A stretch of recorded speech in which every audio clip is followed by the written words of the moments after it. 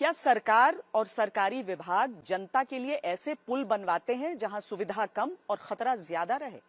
सवाल इसीलिए क्योंकि मध्य प्रदेश की राजधानी भोपाल में 90 डिग्री एंगल वाले ऐशबाग ब्रिज पर आज तक के खबरदार करने के बाद जागी सरकार को अब दूसरे खतरनाक पुल पर अपनी नींद तोड़नी होगी, जहां दावा है कि चुनाव से पहले उद्घाटन के चक्कर में ऐसा ओवर ब्रिज खड़ा कर दिया गया जिस पर रह रहकर जनता की जान खतरे में आती रहती है।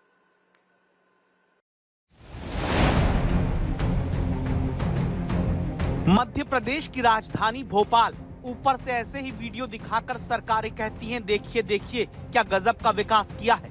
जनता भी कहती है वाह सरकार वाह। चमचमाती सड़क, ऊंचे ऊंचे पुल, बड़े बड़े फ्लाईओवर और रेलवे ओवरब्रिज। लेकिन जैसे ही कैमरा नीचे की तरफ आता है, यही चमचमाते विकास की तस्वीर में छिपा जानलेवा अंधेरा बेपर्दा होने लगता है। चलती हुई गाड़ी अचानक भोपाल के सुभाष नगर ओवरब्रिज पर पलट जाती है, पलट के दूसरी तरफ गिर जाती है। चीख पुकार मचती है। आपके मन में सवाल होगा क्या हुआ जो पूरी कार अचानक फ्लाईओवर पर पलट गई, जहां पलटी हुई गाड़ी से किसी तरह लोगों को बचाकर निकाला गया।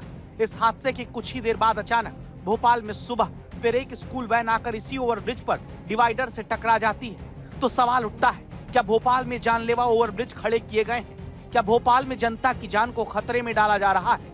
क्या नेताओं ने अपने फायदे के चक्कर में जनता को जोखिम में डाला है? क्योंकि 6 साल में जो ओवरब्रिज बना, जिसमें आम आदमी का 40 करोड़ रुपए खर्च हुआ, 2 साल से सर्पाकार यानी सांप जैसे मोड़ वाला वो ब्रिज खतरे की घंटी बजा रहा है।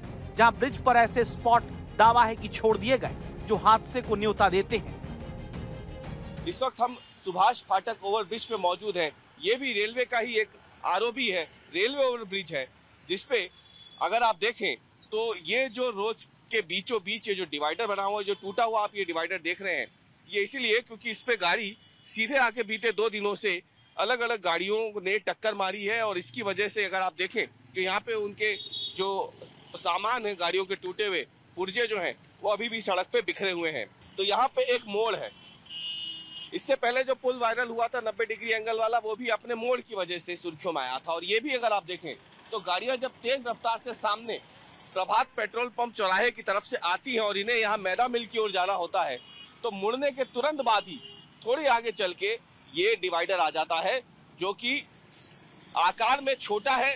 अचानक से जब गाड़ियां मुड़ती हैं और इस तरफ आती हैं तो उन्हें डिवाइडर दिखता नहीं है। हालांकि इस पुल को बने हुए समय हो चुका है, लेकिन इस पुल का जो डिजाइन है वो भी इस मोड़ के बाद जो डिवाइडर आता है उसे लेकर के अब सुर्खियों में आ गया है।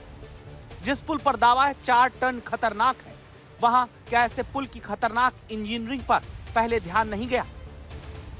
एक्चुअल में ये जो सर्पाकार आकार का पुल होता है, ये कायदे से तो बनना ही नहीं चाहिए, मैं सही बताऊं तो। लेकिन ये कई बार जगह की हाइड्रोग्राफी के कारण बनाया जाता है, लेकिन इसमें बहुत इंपॉर्टेंट सुपरविजन की आवश्यकता होती है और बहुत प्रॉपर डिजाइन की आवश्यकता है। क्योंकि यदि ये प्रॉपर डिजाइन नहीं हुआ या इसकी प्रॉपर वर्कमैनशिप नहीं हुई या गलत जगह पे डिवाइडर लग गए, तो इससे बहुत सारे ड्रॉबैक्स हो सकते हैं। भोपाल में जगह की कमी की वजह से ही पहले 90 डिग्री वाला पुल तैयार कर दिया गया, जिस पर सरकार ने बाद में अपनी कमी मानी, सुधार की बात कही।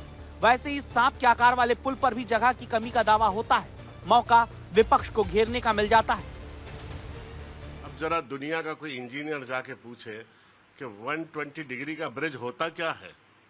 और जितने भी ब्रिज बने हैं वो लोगों के मकान बचाने के लिए, लोगों के प्लाट बचाने के लिए, उनसे पैसे लेकर डेलिबरेटली ये डिजाइनें बिगाड़ी गई हैं ताकि अपने चहेते लोगों को बचा के इन पुलों का निर्माण किया जाए। तो क्या पीडब्ल्यूडी विभाग अब जांच कराएगा, देखेगा कि ये सांप के आकार वाले पुल का मुजस्समा नियम मुताबिक है या फिर जनता की जान भगवान भरोसे छोड़ी गई है? रवीश पाल सिंह, भोपाल आज तक।